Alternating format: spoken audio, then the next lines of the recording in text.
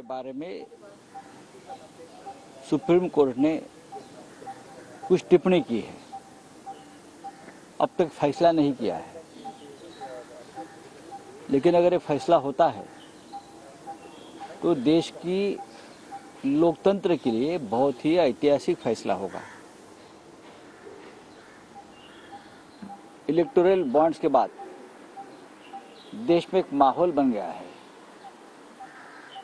कि भ्रष्टाचार के माध्यम से कैसे चुनाव जीता जाता है,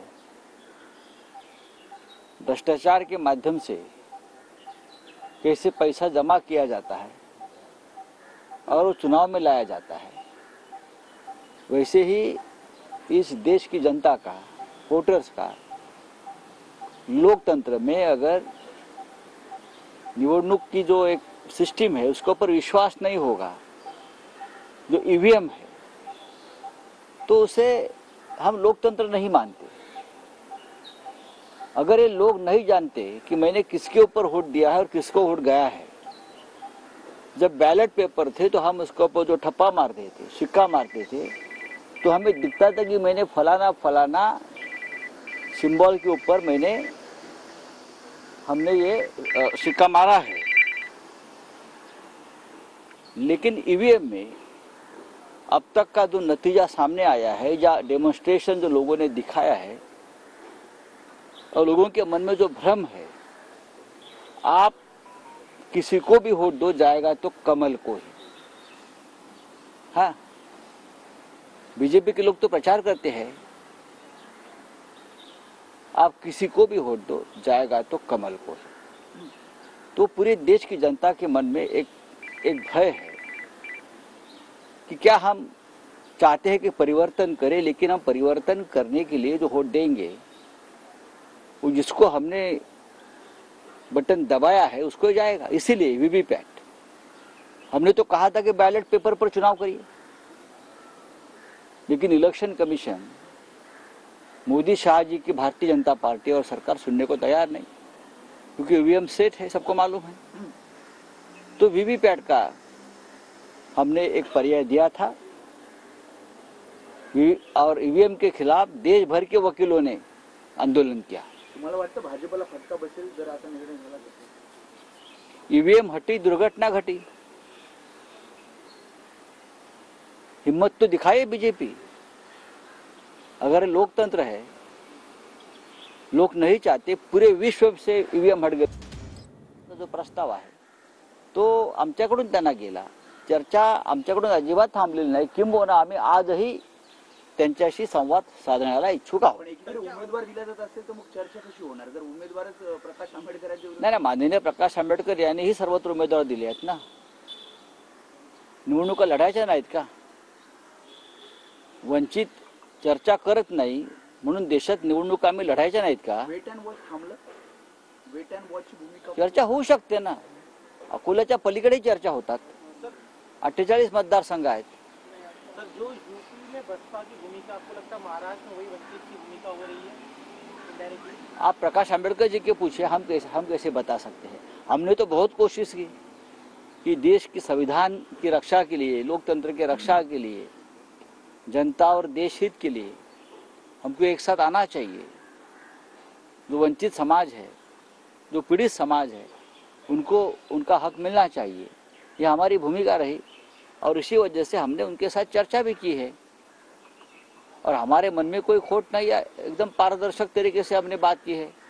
हमने उनको 5 सीटों का प्रस्ताव दिया, जिसमें अकोला भी था, रामटेक भी थी, जो हमारी सिटिंग सीटें है, और भी कुछ अच्छी सीटें हमने उनको देने की कोशिश की है। तो अगर बातचीत नहीं हुई है तो इसका मतलब ये नहीं कि बातचीत पूरी तरह से रुक गई। तो गोडसे नाराज आहेत, मला माहिती दरवाजे उघडे असतील ठाकरे गटाकडून, हिमाचल प्रदेश ठाकरे गटाकडून दरवाजे कोणासाठी? हेमंत गोडसेंसाठी कोण आहेत ते? विद्यमान खासदार आहेत. कुठले? आमच्या शिवसेनेचे होते। शिवसेना शिंदे गटाचे पण त्यांना उमेदवारी दिली. निवडून कोणी दिलं त्यांना? आम्ही दिलं निवडून। कोणत्याही गद्दारासाठी दरवाजे उघडे नाही। दरवाजा ठोका, दारात बसा, छाती पिटा, गद्दारांना दरवाजे उघडे नाहीत। जर आम्ही भविष्यात गद्दारांसाठी दरवाजे उघडे ठेवले तर मला असं वाटतं जे निष्ठावान स्वाभिमानी प्रामाणिक जनता आणि शिवसैनिक उद्धव ठाकरे यांच्या नेतृत्वाखाली आम्ही सगळे एकत्र झालो आहोत, हा त्या जनतेचा आणि त्या स्वाभिमानाचा अपमान ठरेल. सर, शिंदेच्या सगळ्या खासदारांचे पत्ते आता कट होताना पाहायला मिळत आहेत. शिंदेचाही पत्ता कट होतो तुमच्या माहितीसाठी परंतु सांगतो. तेच खासदार फडणवीसांच्या भेटीला हा? जातात. फडणवीसांच्या भेटीला जातात शिंदेना डावलून. जरा योग्यतेनुसार लोक जात असतात. शेवटी पॉवर सेंटर कुठे आहे, कोण निर्णय घेऊ शकतं, तिकडेच जातात लोक. लोक कळसूत्री बावल्यांकडे जात नाहीत किंवा बोलक्या बावल्यांकडे जात नाहीत. जो बावल्यांची सूत्र हलवतो त्याच्याकडे लोक जातात. गुड़ीपाड़वा के दिन पूरे मुंबई में हिंदुत्व की ध्वजा लहराएंगे, इस तरह की भाजपा ने रणनीति बनाई. उनका क्या पहले कभी हिंदुत्व की ध्वजा लहराई नहीं थी क्या मुंबई में? मुंबई में, महाराष्ट्र में, देश में कभी पहले हिंदुत्व की ध्वजा नहीं लहराई थी? हम दसरा में जो रैली होती है वो क्या होता है? शिवसेना क्या करती है फिर? इतनी बड़ी बड़ी हम रैली निकालते हैं हिंदुत्व के नाम पर. हम करते हैं ना, सब लोग, हम भी करते हैं.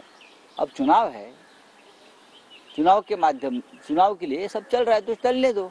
उमेश पाटील आपल्या पक्षामध्ये येणार अशी चर्चा आहे. मला माहित नाही, नाराज आहेत त्यांचं. मला माहित नाही. भारतीय जनता पक्षामध्ये आम आदमी पार्टी के जो सीएम है तो उमेश पाटील आणि त्यांच्या पत्नी शिवसेना ठाकरे. माझ्याकडे माहिती नाही, पण त्यांनी भेटण्यासाठी इच्छा व्यक्त केली, एवढंच मी सांगेन. सर, महाराष्ट्रामध्ये शिंदेच्या शिवसेनेला भाजपने वेटीस धरलेला आहे. 12 जागांसाठी असं तर 288 जागेसाठी काय होणार, असंच त्यांच्या शिंदेच्या जे मंत्री आहेत, माजी मंत्री नवले यांनी प्रश्न उपस्थित केले. असं आहे की त्यांचं त्यांनी पाहावं, आम्हाला कशाला प्रश्न विचारताय? तुम्ही गुलामी पत्करलेली आहे. गुलामाला लाथात बसतात कमरेत किंवा फेकलेल्या तुकड्यावरच जगावं लागतं. सर आम आदमी पार्टी के सर अरुणाचल प्रदेश में 30 जगहों के एलओसी के पास किस तरह से देखते हैं? हम क्या देखेंगे? प्रधानमंत्री ने देखना चाहिए. देश के प्रधानमंत्री है. अब चाहे वो कार्यवाहक प्रधानमंत्री पूरे देश में घूमते हैं ना चुनाव में. अब जाइए चाइना बॉर्डर पे, देख लीजिए क्या हुआ है वो. जाइए लद्दाख में, जाइए मणिपुर में, आक्रोश देखिए लोगों का क्या है. लद्दाख में चाइना घुस गया है.